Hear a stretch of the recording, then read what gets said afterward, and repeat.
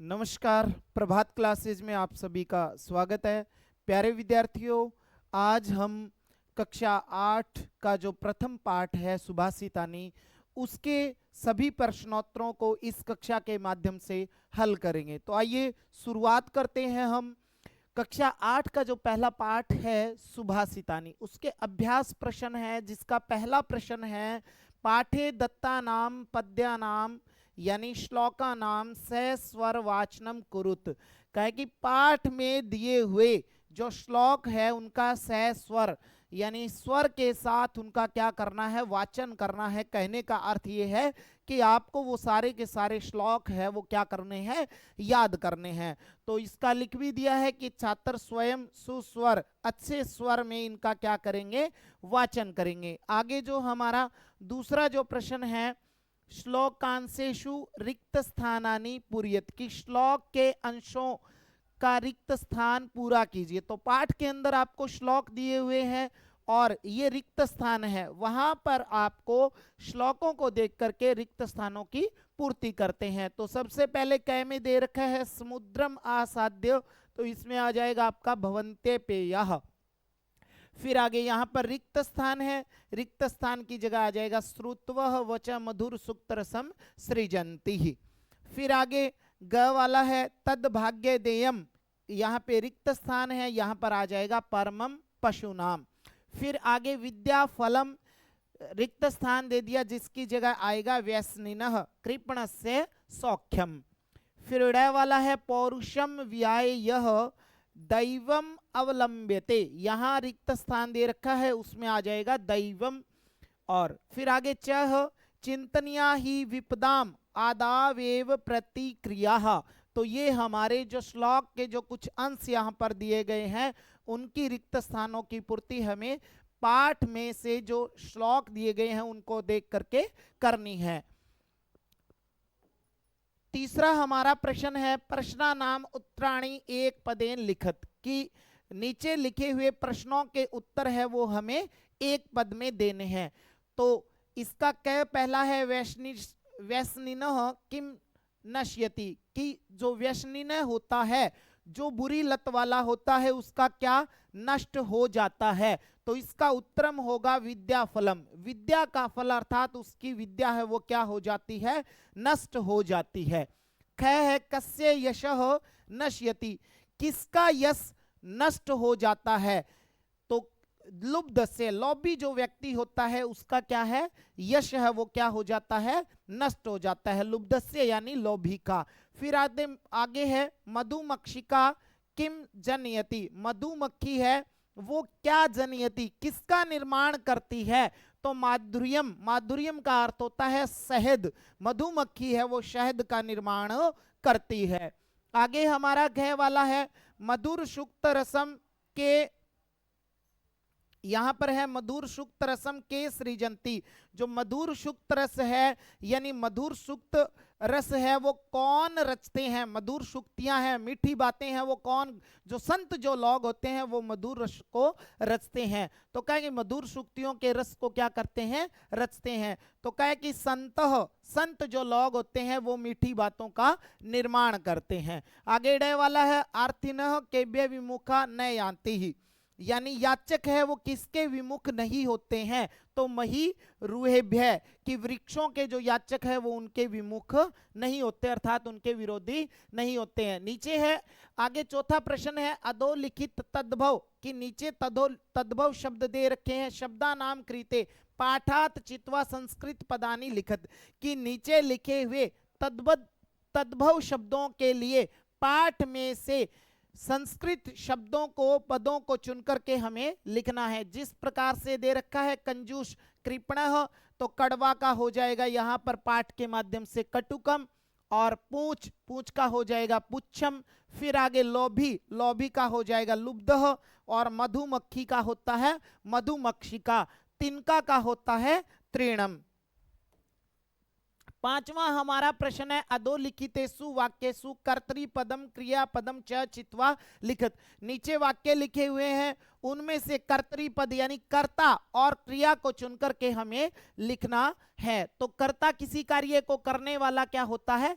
कर्ता होता है। और क्रिया जो कर्ता के द्वारा की जाती है वो क्या होती है? हमारी क्रिया होती है। किसी काम का करना या होना जिसमें पाया जाता है उसे हम क्या कहते हैं? क्रिया कहते हैं। तो पहला हमारा एग्जाम्पल यहां पर दे रखा है, यथा कि संतः मधुर शुक्त रसम सृजंती। संत जो लोग होते हैं वो मधुर शुक्त यानी मीठी वाणी का निर्माण करते हैं, मीठी वाणी के रस को रचते हैं। तो कौन रचते हैं? संत। तो संत तो यहां पर क्या हो जाएगा? संतः तो यहां पर हो जाएगा कर्ता, और रचते हैं वो क्या हो जाएगी? यहां पर रचते हैं क्या हो जाएगी? यहां पर क्रिया। तो यहां पर संतः और भवंती की जगह आपको कर लेना है सृजंती आ जाएगा, यहां पर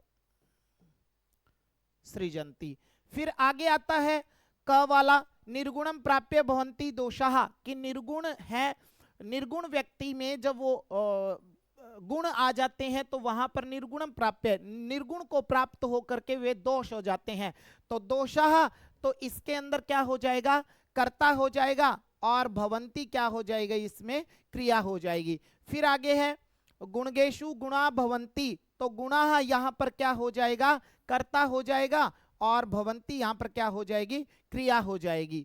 फिर आगे मधुमक्षिका माधुर्यम जनयेत, मधुमक्षिका यहां पर क्या है? कर्ता है, और जनयेत यहां पर क्या है? क्रिया है। फिर आगे पिशुनस्य मैत्री यशः नश्यति, तो मैत्री यहां पर क्या है?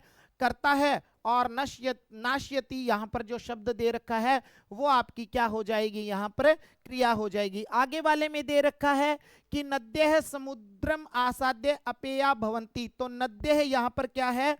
नद्यः यहां पर है कर्ता, और भवंती यहां पर क्या है? क्रिया है। ठीक है। फिर आगे हम देखते हैं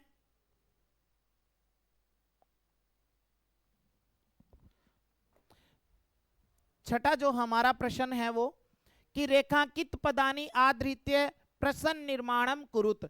रेखांकित पदों को आधृत्य यानी उनको मान करके, रेखांकित पद को देख करके या मान करके हमें क्या करना है? प्रश्नों का निर्माण करना है। तो हमारा सबसे पहले जो आता है कै वाला पहला प्रश्न है, गुणः गुणगेषु भवंती। तो गुण है वो गुणगेषु, गुणः गुणगेषु गुणः भवंती, गुण है वो गुणवान व्यक्तियों में ही अच्छे लगते हैं। तो के गुणगेषु गुणा भवंती, यहां पर के आ जाएगा। फिर नद्य सुस्वादु तोया भवंती, नदियां हैं वो स्वादिष्ट जल वाली होती है। तो कौन स्वादिष्ट जल वाली होती है? तो कहा प्रश्न निर्माण में आपको ध्यान रखना है कि जहां पर पूछा गया है उसको आपको यहाँ पे, जैसे मैंने अलग कलर में इसको कर रखा है, वैसे बोल्ड किया हुआ मिलेगा या आपको अंडरलाइन किया हुआ मिलेगा। तो आपको अंडरलाइन करना है या फिर इसको ब्लैक पेन से लिखना है जहां पर प्रश्न बनेगा। प्रश्न निर्माण में सबसे जो मुख्य जो बात होती है, आगे प्रश्नवाचक चिन्ह लगाएं अवश्य। प्रश्नवाचक चिन्ह यदि नहीं लगाया जाता है तो फिर प्रश्न निर्माण आपका गलत माना जाता है। यहां पर उत्तर की जगह आप प्रश्न लिख सकते हैं क्योंकि हम प्रश्न निर्माण कर रहे हैं। इसका गए वाला है लुब्धस्य यशः नश्यति, लोभी का यश है वो क्या हो जाता है? नष्ट हो जाता है। तो किसका? कस्य यशः नश्यति। मधुमक्षिका माधुर्यम एव जनयति, मधुमक्खी है वो मधुरता का ही क्या करती है? निर्माण करती है। तो का माधुर्यम एव जनयति, कौन है वो मधुरता का निर्माण करती है? तस्य मूर्धनि तिष्ठन्ति वायसाः, उसके मुख पर क्या है? वायसा यानी कौवे क्या करते हैं? बैठते हैं। तो यहां पर मूर्धनी को अंडरलाइन कर रखा है, और मूर्धनी की जगह यहां पर जो प्रश्न निर्माण होगा ना वो यहां पर कस्मिन और कुत्र को प्रश्न निर्माण यहां पर बनेगा। ये मूर्धनी ध्यान रखेंगे इसको, और यहां पर कुत्र और कस्मिन। ठीक है। तो यहां पर तस्य मूर्धनी, तो उसके सिर के ऊपर क्या करते हैं? तिष्ठन्ति वायसा, कौवे बैठते हैं। तो सिर के ऊपर कहां पर? कुत्र और कस्मिन दोनों में से कोई एक यहां पर लिख सकते हैं, वो तिष्ठन्ति वायसाः। आगे फिर सातवां है कह कि निम्न उदाहरणानुसारम पदानी पृथक कुरुत, कह कि उदाहरण के अनुसार पदों को अलग अलग करके लिखना है। तो जैसे समुद्रम आसाद्य, समुद्रम और आसाद्य दो पद है, इसके अंदर दो शब्दों को मिला करके ये बना है। माधुर्यम एव, माधुर्यम जमा में एव, फिर अल्पम एव, अल्पम प्लस में एव, फिर सर्वम एव, सर्वम जमा में एव, फिर दैवम एव, फिर दैवम जमा में एव, महात्मा नाम उक्ति ही, तो महात्मा नाम जमा में उक्ति ही। ये शब्द जो दे रखे हैं इनको सरल करके आप इस तरह से पढ़ भी सकते हैं यदि एक साथ पढ़ा नहीं जाए तो। देखेंगे ध्यान से, विपदाम आदाव एव, तो विपदाम जमा में आदाव जमा में एव। इस पाठ के जितने भी प्रश्नोत्तर थे वो सारे के सारे हमने इस कक्षा के माध्यम से हल किए। उम्मीद है आपको अच्छे से समझ में आया होगा। आगे की कक्षाओं के लिए आप हमारे साथ जुड़े रहिएगा। धन्यवाद। जय हिंद, जय भारत।